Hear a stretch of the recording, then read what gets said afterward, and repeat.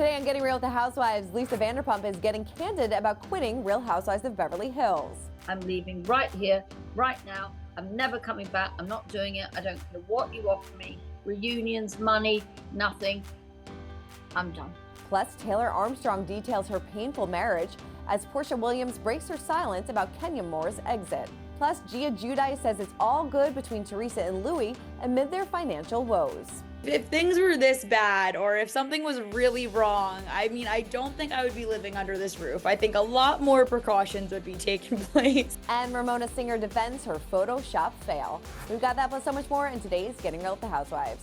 Hey everyone, and welcome to Getting Real with the Housewives. I'm Christina, and like always, there's a ton of Housewives news to get to, but I'm so excited to share with you this week's Us Weekly cover story because I sat down with the one and only Lisa Vanderpump, the queen of reality TV, and we talked all about VPR, her TV legacy, and of course, her final season of Beverly Hills, and if she would ever return. Take a look. Was there ever a storyline that came out that you did not want to talk about, or was there anything that was ever off the table for you? What, in this season or in ever? In general, when it comes to reality TV, did you have guidelines like this is, I do not want to talk about this or anything like that? Really, I've always said I'm an open book. I'll talk about it out there. I think grief can be hard because you don't want to make a depressing show. I started Vanderpump Rules 2 days after my brother's funeral, and anybody knows, as you know, only siblings together, and how I met Ken and partners in crime. That was, I mean, he's actually here right now, just sitting here. We're at my star, and yeah, that was very difficult. But Vanderpump Rules was more of a business show for me, and more about the mentoring, nurturing, dealing with all the dynamics. It wasn't so intrusive personally. So that's why I said to Andy, I shouldn't do, I would cry if I opened the fridge. I was in a state of, the only time in my life I've ever taken antidepressants. And I felt like, how can I ever get over this? And you don't actually get over it. You just get used to it, And I was in a state where I remember the first day of filming that season, I just started crying and just thinking, oh my God, I can't do this. I don't want to do this. Why am I doing it? If I opened the fridge and there wasn't milk in there, I would cry. And I think grief takes its time, and it was too soon. And as Andy said, we should have given you that year off for sure. But I made the decision then and there. I thought, I don't have it in me to be combative I just don't. I'm done. And there's no ambiguity about it. I'm leaving right here, right now. I'm never coming back. I'm not doing it. I don't care what you offer me. Reunions, money, nothing. I'm done. When did you quit? Was it before Sorry, say right, it again? Right in the kitchen there with Kyle, where I said, get the out of my house. We're done.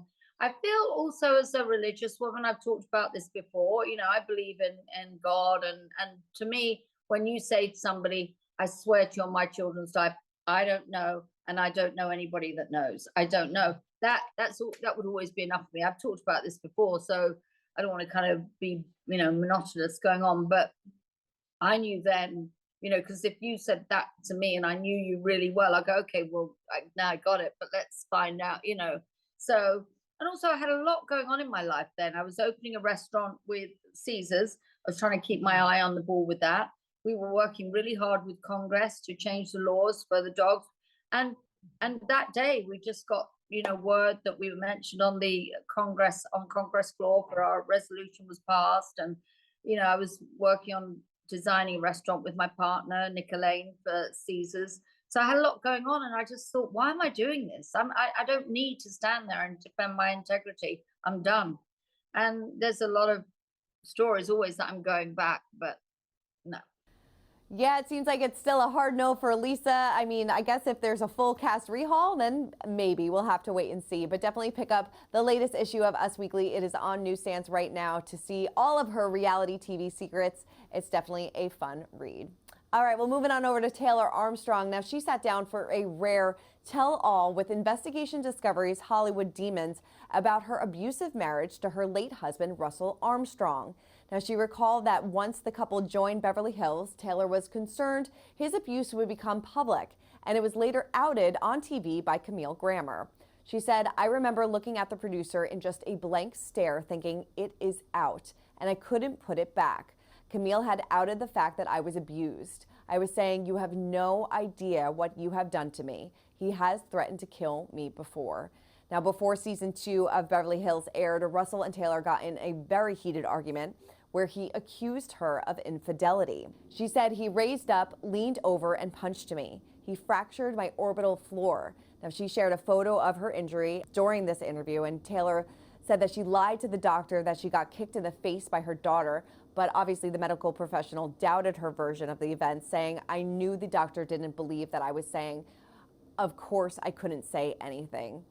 She went on to say that she went through reconstructive surgery and subsequently filed for divorce. And shortly after that, he didn't show up for a divorce meeting, and Taylor and a friend found him dead by suicide. This is such a heartbreaking story. I remember watching season 2 of Beverly Hills, and this is when this is when Housewives, really got real for me, at least. And it was so heartbreaking to watch her go through this. But it's so nice to see that she has emerged on the other side. I spoke to her a couple years ago, and she's in such a loving, beautiful relationship. Her daughter is thriving. We saw her a little bit on Real Housewives of OC. So it's great that she is doing so well after such a dark period in her life. And I'm sure opening up definitely helps a lot of other women that may be going through the same thing. So my hat's off to Taylor for, talking about this, because I'm sure even after all these years, it's extremely painful. All right, switching gears to Porsha Williams, and she is getting real about the drama surrounding the Real Housewives of Atlanta, and of course, Kenya Moore's much talked about exit. She said in a YouTube video, each poster board that she showed, they could not show it on the show, which I'm so glad and thankful to Bravo for blurring it out and cutting out the majority of what despicable things Kenya said about Brit. She said, "At this point, I wanted to love Kenya. I want to love Kenya. I want to have a good relationship with Kenya. I want her to meet me where we are. I just felt like the whole cast felt like it was awful." To this day, Porsha says she still has questions about the day in question, such as what printing company printed this out. She also claimed that another co-star may have played a part in the incident. That's interesting. She said one of these housewives who is still on the show is the one who gave Kenya a big part of that nude information. Who did all this research? Who did it besides the housewife who gave you the footage? It was a lot. Porsha remains hopeful that Kenya and Brit can one day have a conversation. She also believes Brit is very remorseful about the controversial comments she made about guns towards Kenya. This is definitely a messy situation. I don't think that Kenya is going to be back anytime soon. I know this week, it wasn't at the time that we filmed this, but she is going to be speaking out on her own platform. So I'm sure we'll get some more answers. I know when I spoke to her a few months ago, she said that the truth will come out, but this was just a messy, messy end to a really, Housewives legacy for Kenya. So hopefully she can get her chance to talk it out and speak to Brit, but, fingers crossed. We'll have to wait and see. All right, well, Teddi Mellencamp and Tamra Judge are expressing concern for Teresa Giudice as she reportedly faces tax debt claims with her husband, Louis. Tamra said on their podcast, "I'm worried for her, to be honest. We don't know all the details. Hopefully they get it figured out, but not a good position to be in." No, definitely not.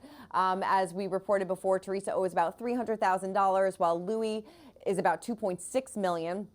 In December, Louis issued a lien for about $163,000. The lien is reportedly still an open case. Now, Teddi expressed optimism that Teresa could pay off any liens by doing like 6 paid posts and get that covered. While filming for New Jersey is currently on pause, Tamra agreed that there are definitely other ways that Teresa is likely making her money. But we know that Bravo hasn't had any plans yet as to confirm or to announce about the Real Housewives in New Jersey. So Tamra is confident fans will be waiting for any updates on this case. She says, "I think Instagram is following this closely. I personally hate to see anybody in financial stress." Teddi then added, "We don't really know that much about this, but we do know that this is something that can be avoided if you're planning properly." And I think that's what a lot of people have been saying about Teresa, that she's got to plan a little bit better. Hopefully they get this figured out, but it doesn't seem to be bothering her daughter, Gia, because we recently caught up with her to talk about Teresa and Louis' marriage. Take a look. My mom is very easygoing. She's so sweet. And I think any fan that meets her, outside of seeing her on a TV screen feels the same way. So she is a lover, and him and Louis and my mom are both Tauruses, so they're the same sign. So they're both lovers. They really are very similar. Like they're like the same person. They like to do, they love to do things for people. They're both very caring, like give you the shirt off their back. Louis does above and beyond for us. So it was very sweet just watching them, fall in love and us moving in together and just creating this blended family. And you could tell she was very loved and cuddled and, just a lot of affection, which is, she didn't really get that my mom and dad's marriage wasn't really like that. It was, I don't know, it was just different. They obviously loved each other, but it wasn't very intimate in front of others or, lovey-dovey all the time, but that's kind of how they are. So it's nice to see them both really in love and stuff like that. So that was definitely, really nice to watch, and I was super happy for my mom with that. But yeah, they're both really good. I know sometimes the fans don't want to believe me when I say it. They say that I sound like a broken record, but I mean, I wouldn't be lying, if things were this bad or if something was really wrong, I mean, I don't think I would be living under this roof. I think a lot more precautions would be taking place. Like, we are okay and our family is beautiful. Like, everything is really, really good under this roof. So, thank you. I mean, I've always said this, like if things were really that bad, the kids wouldn't be living in this house. They wouldn't be with him. They wouldn't have a nice relationship with him. So as long as he treats the family well, then it's nobody else's business but theirs. But hopefully they get their financial situation figured out. All right, Brandi Glanville revealed that she's been celibate for 2 years amid her ongoing health struggles. She told Tori Spelling on her podcast, "My celibacy is not by choice, but because I've lost my security in my looks, I'm so insecure. I isolate in Calabasas. I don't leave my house." Now, Brandi and Tori appeared to bond over their recent personal troubles as the Beverly Hills 90210 actress is going through a divorce with her estranged husband, Dean.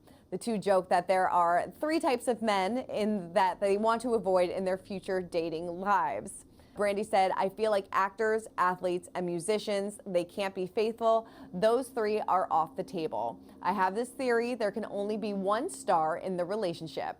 Brandi has addressed a litany of health issues in recent months. Back in December, if you remember, she confirmed that she spent $70,000 trying to remove facial parasites. She said that she'd undergone every test under the sun to determine the root of her ongoing facial swelling and speech difficulty, which made it impossible for her to work for the past 2 years. So hopefully, she's still waiting for these answers, still going through a lot, but I'm sure it has to make her very insecure. So hopefully she gets her answers that she needs. All right, let's wrap it up with my favorite story of the week to get our social spotlight, because Ramona singer raised some serious eyebrows during an outing in Palm Beach. Social media users quickly took to the comment section wondering whether Ramona edited her own photo to make herself look younger. Ramona took to the comments section, and when asked by one user what filter the photo had on it, Ramona denied using one. She wrote alongside a laughing emoji, "No filter, embarrassed I don't know how." Another fan responded that she was screaming over the edit, and Ramona doubled down on her stance that she didn't alter the picture at all. She said, "Well, I didn't edit. I guess my gorgeous gay friends did," laughing out loud. Oh, Ramona. This is so funny. I mean, it's definitely photoshopped. She looks younger than her daughter, Avery. But you know what? Do you, Ramona? It seems like she's living her best life in Palm Beach. So whatever makes her happy makes us happy. All right. Well, that is it for this week's episode of Getting Real with the Housewives. Again, make sure you pick up our latest cover story with Lisa Vanderpump. It's a lot of fun and a lot of juicy reality TV secrets. Well, until next time, keep commenting, keep subscribing.